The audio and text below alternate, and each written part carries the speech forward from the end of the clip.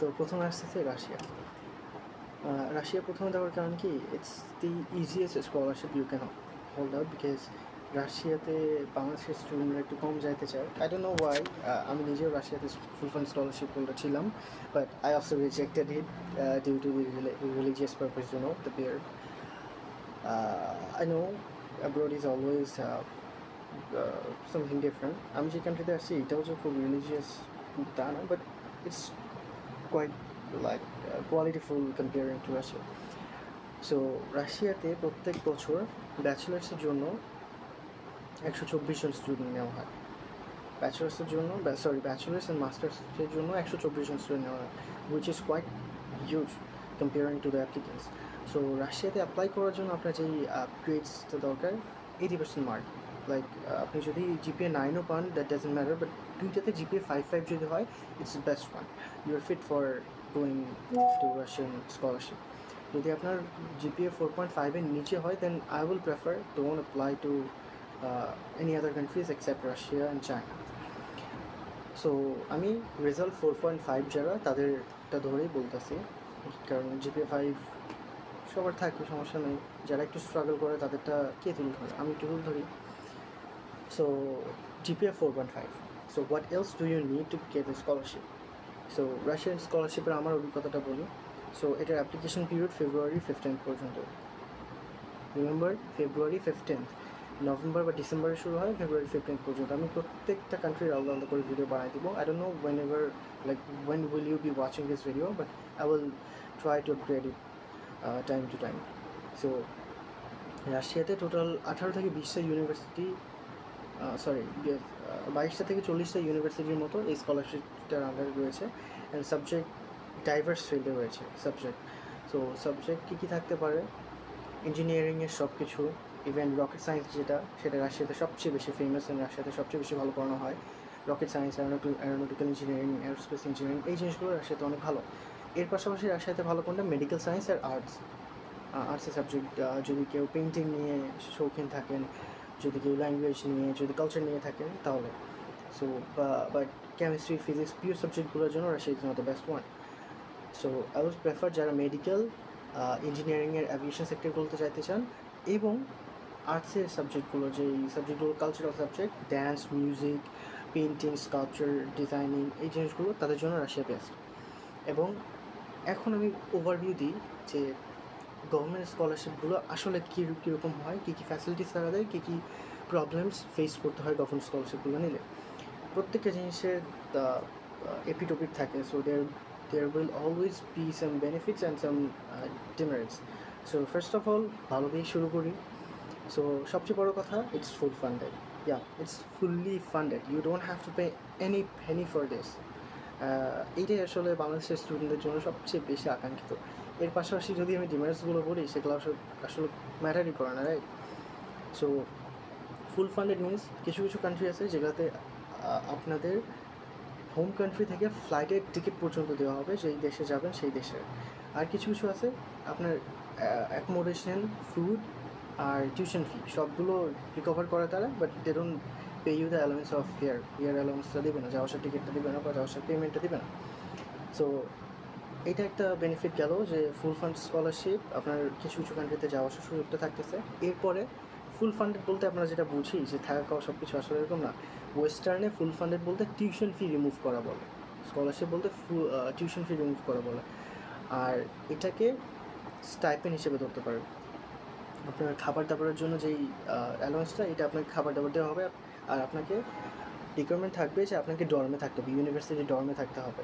University ডর্মে যদি থাকেন তাহলে আপনার কোনো টাকা পে করতে হচ্ছে না, খাওয়ার জন্য কোনো টাকা পে করতে হচ্ছে না। আর যদি আপনি ডর্মের বাইরে থাকেন তাহলে তারা আপনাকে একটা এক্সট্রা অ্যালাউন্স দেবে, উইচ ইজ কোয়াইট লেস। আপনি ডর্মের মতো ফ্যাসিলিটি বাইরে পাবেন না ওই টাকা দিয়ে। লেটস সে ফর এক্সাম্পল, তুরস্কে ডর্ম ছাড়া বাইরে থাকলে তারা কোনো অ্যালাউন্স দেয় না। সো আপনি যদি ডর্মে থাকেন, দ্যাটস ইউর বেনিফিট। আর কিছু কিছু কান্ট্রিতে 2বার খাবার দেওয়া হয়, কিছু কিছুতে 3বার খাবার দেওয়া হয়। আই প্রেফার 2বার খাবার দিলে ইটস এনাফ, বিকজ স্টুডেন্টরা সাধারণত দুপুরের খাবারটা একটু মেস আপ হয়ে যায়। সো দুপুরের খাবারটাই সন্ধ্যায় খেয়ে নিলেন। প্রত্যেকটা কান্ট্রিতে ডিনারটা সন্ধ্যা থেকেই শুরু হয় স্কলারশিপের কান্ট্রিগুলোতে। তো এরপরের যে সুবিধাটা, সেই সুবিধাটা হচ্ছে আপনারা চাইলে সেই দেশেও থাকতে পারেন যদি আপনারা অনার্স গ্র্যাজুয়েশন করার পর 2 থেকে 3 মাসের মধ্যে জব পেয়ে যান, then you are fit to remain in that country. আর যদি না পান, you can move to another country, ওইখান থেকে আরেকটা দেশে যেতে পারেন অথবা বাংলাদেশে ব্যাক করতে পারেন। সবচেয়ে বড় সুবিধা এই স্কলারশিপগুলো আমি যেটা বলবো, আপনি যদি ব্যাচেলার্সে কোনো একটা স্কলারশিপ গ্র্যাব করতে পারেন, দেন মাস্টার্সে আপনার 50% চান্সেস আগের থেকে ক্রিয়েট হয়ে থাকে যে আপনি মাস্টার্সে স্কলারশিপ পাবেন। কেন? Because you are acquainted with a new culture. Bangladesh থেকে যদি বুয়েটের একটা স্টুডেন্ট মাস্টার্সের জন্য ইউকেতে অ্যাপ্লাই করে, সে যতটা না সুবিধা পাবে তার থেকে রাশিয়াতে একজন স্কলারশিপ হোল্ডার বাংলাদেশ থেকে গিয়ে যে স্কলারশিপ পেয়েছে, সে যদি ইউকেতে অ্যাপ্লাই করে, হ্যাঁ, অথবা তুরস্কের একজন স্কলারশিপ হোল্ডার যদি ইউকেতে অ্যাপ্লাই করে, ওই স্টুডেন্টটা বেশি ফ্যাসিলিটি পাবে। কেন? কারণ ইউকেতে যখন স্কলারশিপের জন্য অ্যাপ্লাই করো, তখন তাদের মাইন্ডে আগে থেকে হয়ে গেছে যে he is really capable of getting the scholarship, because সে ব্যাচেলার্সের স্কলারশিপ পেয়েছে। আর গভর্নমেন্ট স্কলারশিপগুলো এমনি এমনি দেওয়া হয় না। এত 60 লাখ 70 লাখ 1 কোটি 1.5 কোটি টাকার স্কলারশিপ এমনি এমনি তো কেউ দেবে না। অবশ্যই আপনার স্ট্যাটাস, আপনার ইন্টেলিজেন্স, আপনার কোয়ালিটি সব কিছু চেক করে দেওয়া হচ্ছে। সো এই জিনিসটা আগে থেকে তারা মাইন্ডে সেট আপ করে নেয় যে হ্যাঁ, this person is really eligible to get the scholarship. এখন দেখা লাগবে তার মধ্যে আমাদের ক্রাইটেরিয়া অনুযায়ী জিনিসগুলো মিলতেছে কিনা, এইটা। আর এরপরে আরেকটা বিষয়, যারা ভবিষ্যতে চিন্তা করতেছেন যে বাইরে যাব, তাদের জন্য মুভ ফাস্টার ইউ ক্যান। আপনি যতদিন বাংলাদেশে থাকবেন ততদিন আপনার ব্যাকলগ থাকবে। আপনি যখনই বাইরে যাবেন, আপনি নতুন একটা কালচারের সঙ্গে মাইন্ডসেটটা চেঞ্জ করতে পারতেছেন। You are getting to know people around the world. আপনার নেটওয়ার্ক স্কিল বাড়তেছে, আপনার নেটওয়ার্ক বাড়তেছে। দেখবেন আপনার বাইরে যদি একটা দেশে পড়াশোনা করেন, 5 বছর পর আপনার যে অ্যালামনিটা হবে সেটা 5টা 10টা দেশে থাকবে। আর বুয়েটের বা ঢাকা ইউনিভার্সিটির যে অ্যালামনি থাকবে, অ্যালামনি বলতে ক্লোজ ফ্রেন্ড যারা হয় আর কি। আমার তো ক্লোজ ফ্রেন্ড যদি 5 জন থাকে, 5 জনের মধ্যে 90% চান্সেস যে 4 জনই বাংলাদেশে থাকবে। আর আপনি যখন অ্যাব্রডে পড়াশোনা করতে যাবেন, 90% চান্সেস যে তারা ডিফারেন্ট দেশ থেকে থাকবে। So you are getting the route, easiest route to going different countries. আর অবশ্যই হেল্প করবে, ক্লোজ ফ্রেন্ড হলে অবশ্যই হেল্প করবে। দেন এটার থ্রুতে পড়ালেখার পাশাপাশি আপনি বিজনেসও শুরু করতে পারবেন। সে ফর এক্সাম্পল, আপনার চাইনিজ একটা ফ্রেন্ড আছে, আপনি বাংলাদেশের মাল ইম্পোর্ট করতে পারবেন। সে ফর এক্সাম্পল, আপনার বেলজিয়ামের একটা ফ্রেন্ড আছে, সো বাংলাদেশ থেকে বেলজিয়ামে কিছু যে জিনিসগুলো চাই তার সাথে কন্ট্যাক্ট করে আপনি সেই রুটটা ক্রিয়েট করতে পারবেন। So this is some another what can I say benefit. এরপরে যদি ডিমেরিটসগুলো বলি, আমি ওভারঅল গভর্নমেন্ট স্কলারশিপের ডিমেরিটস বলতেছি। ডিমেরিটসগুলোর মধ্যে প্রথম ডিমেরিটস যেটা হবে সেটা হচ্ছে ল্যাঙ্গুয়েজ ব্যারিয়ার। হ্যাঁ, গভর্নমেন্ট স্কলারশিপগুলো এভাবেই তৈরি, তারা তাদের দেশে যখন স্টুডেন্টকে নিয়ে যায়, দে ডোন্ট ওয়ান্ট যে 1 কোটি টাকা খরচ করে আপনাকে আবার দেশে ব্যাক পাঠিয়ে দিবে। দে ওয়ান্ট ইনসাইড যে হ্যাঁ, আমরা একে খরচ করে পড়াচ্ছি, he or she should know hour culture, he or she should on this country. So আপনাকে এটা ফ্রি অফ কস্ট, যদি আপনার ইঞ্জিনিয়ারিং কোর্সটা 4 বছরের, এক্সট্রা 1 বছর আপনাকে তার ল্যাঙ্গুয়েজ কোর্সটা করাবে। এখন পর্যন্ত আমার যে রিভিউগুলো, আমি বড় ভাইদের সাথে কথা বলে যেটা জানছি, যে it's difficult but it's not impossible. এটা একটু হার্ড, খুব বেশি হার্ড না। 1 বছর আপনার ল্যাঙ্গুয়েজটা শেখে পর 1 বছর যখন আপনি একটা দেশে থাকবেন, 1 বছরে এমনি আপনি বলার ল্যাঙ্গুয়েজটা শিখে যাবেন যখন বাইরে চলাফেরা করবেন। আর তার পাশাপাশি যখন এক্সট্রাভাবে শেখাবে তখন তো আরও ইজি। আর এই 1 বছর আবার পার্ট টাইম করার কিছু সুযোগ থাকে, যেহেতু পড়াশোনার চাপ কম থাকে। আর এরপরে যখন আপনারা ইঞ্জিনিয়ারিং বা যা যে সাবজেক্টে সুইচ করবেন, তখন একটু পড়াশোনাটা টাফ হয়ে যায়। অ্যাসাইনমেন্ট থাকে, কোর্স মডিউল এক্সট্রা থাকে, এক্সট্রা ক্লাস করতে হয়।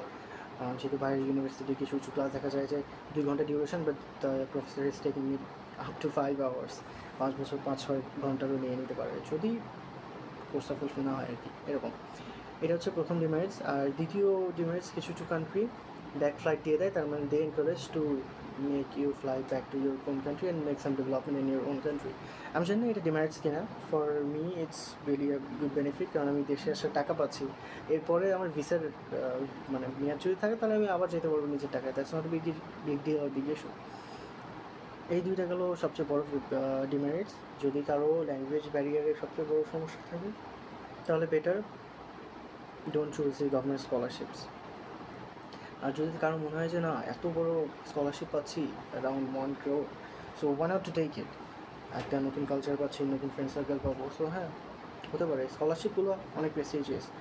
ট্যালেন্ট, আপনার প্রোফাইল ভালো না থাকলে পাবেন অবশ্যই। অ্যান্ড আমি আমার টেনিউরে, মানে আমার ব্যাচের টোটাল 7 জনকে স্কলারশিপের জন্য অ্যাপ্লাই করে দিয়েছিলাম, এবং তার মধ্যে 5 জনই স্কলারশিপ পেয়েছে। রাশিয়াতে পেয়েছে, 7 জনের মধ্যে 6 জন রাশিয়াতে পেয়েছে, বাট রাশিয়াতে যায় নাই কেউ। তারপরে একজন টোটাল 3টা কান্ট্রিতে পেয়েছে, মালয়েশিয়া, রাশিয়া, টার্কি। কাজাকস্তানে 5 জনের মধ্যে মাত্র একজন স্কলারশিপ পেয়েছে, মানে ডিফারেন্ট জনকে ডিফারেন্ট জায়গায় অ্যাপ্লাই করে দিয়েছিলাম বলতে আমি তাদের যেহেতু আমি বাইরে অ্যাপ্লাই করার 3 বছর আগে থেকে রিসার্চ করি যে বাইরে কীভাবে আমার জিনিসগুলো অ্যাপ্লাই করতে হবে। সো এই জন্য আমি জানতাম যে কোন জায়গায় কী কী দেখলে বা কোন জায়গায় কী কী লিখলে আসলে স্কলারশিপটা পাওয়া ইজি হবে। এই জন্য আমি অ্যাপ্লাই করে দিয়েছিলাম। So if you want any guidance from me, you can just DM me or you can comment below in my YouTube section. I will knock you out. আর হ্যাঁ, এগুলো সুবিধা অসুবিধাগুলো গেল। এখন আপনাকে চুজ করতে হবে যে আসলে আপনি স্কলারশিপটা নেবেন কি না। এরপরের ভিডিওতে আমি এক এক করে প্রত্যেকটা দেশের আলাদা আলাদা ক্রাইটেরিয়া, আলাদা আলাদা ডিমেরিটস, আলাদা আলাদা বেনিফিটস এগুলো বলে দেবো। এখন আমি যদি ওভারঅল ক্রাইটেরিয়া বলি, on an average minimum 4.5, for some countries it's GPA 5 must, then IELTS লাগবে না। This is a big benefit for Bangladeshi students because IELTS কে এরা জানি না এতটা ভয় কেন, IELTS লাগতেছে না। ক্রাইটেরিয়া 1, ক্রাইটেরিয়া 2 IELTS লাগতেছে না, ক্রাইটেরিয়া 3 পাসপোর্ট লাগবে, ক্রাইটেরিয়া 4 আপনার HSC SSC এর সার্টিফিকেট আর ট্রান্সক্রিপ্ট লাগবে, ক্রাইটেরিয়া 5 আপনার বাবা মায়ের NID নামের সাথে আপনার নাম যেন মিল থাকে। এইটা খুবই বড়, নাহলে অনেক সময় দেখা যায় যে ইমিগ্রেশন থেকে ব্যাক পাঠায় দেয়। নাম মিল থাকে বলতে কোনো এক জায়গায় হোসেন আছে, কোনো এক জায়গায় হাসান আছে, এরকম হবে না, চলবে না। আর আপনারা নামের মধ্যে ডটটা নিয়ে একটু সেন্সিটিভ থাকবেন, কারণ আমাদের বাংলাদেশের পাসপোর্টগুলোতে ডট বসানো যায়, বাট না বেশ কিছু কান্ট্রি বা বেশিরভাগ কান্ট্রিতে ডটটা পসিবল হয় না। তখন ইমিগ্রেশনে গিয়ে একটু ঝামেলা করে, why there is a dot and there is no dot, বুঝতে পেরেছেন? তো তখন বোঝাতে একটু ঝামেলা হয়, অনেক বড় ঝামেলা না, বাট অনেক ঝামেলা বের করতে হয় যদি আপনার ইমিগ্রেশন অফিসার সেরকম টেরা হয় আর কি। These are the criterias. এরপরে আমি এক এক করে ভিডিও যখন বানাবো তখন সব কিছু ক্লিয়ার হয়ে যাবে। Till then tata, good bye, see you.